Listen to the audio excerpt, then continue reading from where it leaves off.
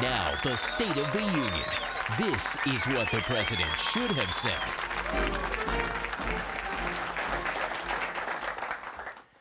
I cannot imagine what I was thinking when I pushed Obamacare. I now see it's folly to entrust government, which cannot balance its books and routinely loses track of billions of dollars, with even greater power over health care. If something as simple as a website is too much for government to get right, who knows what government will do to complicated medical pricing and insurance plans? And foolishly, my plan destroyed an alternative. Sensible insurance plans like catastrophic coverage. That's cheaper and exactly the insurance many people need. I shouldn't have killed it. I see my fellow Democrat, Jim Moran of Virginia, seated nearby. I take to heart his comments, which he can safely make now that he's retiring from Congress, about how my Obamacare is economically doomed. Few young people are signing up while sick old people take money out. The math doesn't add up. I can't believe that I now plan to give billions of your dollars to those insurance companies I used to criticize. What was I thinking?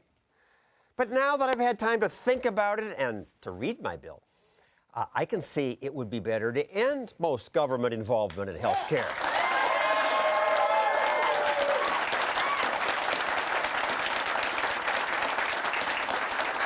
Let people shop around. The free market will serve them better.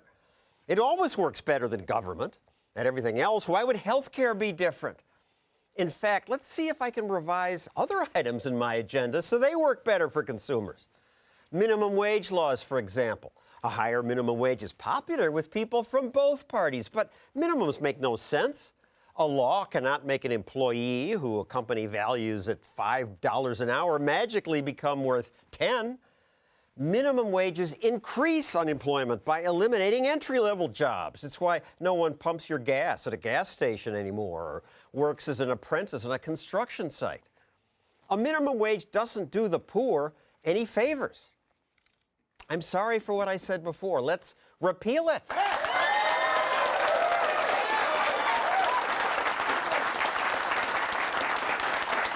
In fact, let's take a cue from our friends in Australia and create a holiday we'll call Repeal Day. Repeal some of the thousands of rules that, well-intended or not, are a big reason our economy has not grown. Americans are now afraid to try things. We should have a Repeal Day every week.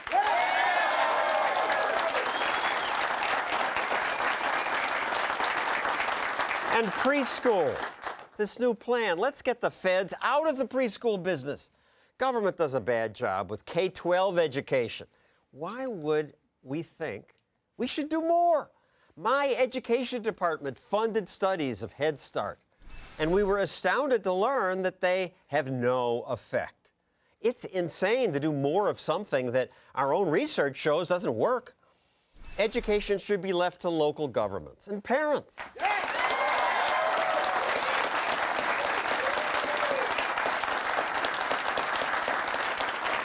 Immigration. It's odd that I'm seen as a friend of immigrants, given that I've deported more of them than the previous president did. But look, if we don't want people breaking immigration laws, the best thing to do is to simplify the laws. Conservatives worry that people will come here to mooch off the welfare state or commit crimes. So how about letting people in with quick and simple procedures focused on checking for crime and terrorism, but saying immigrants are not eligible for welfare?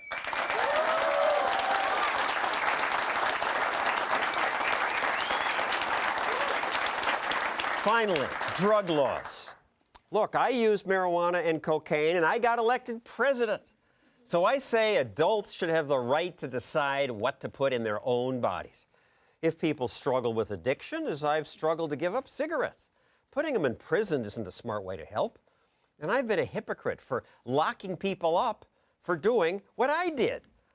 Let's legalize drugs and end the futile and violent drug war.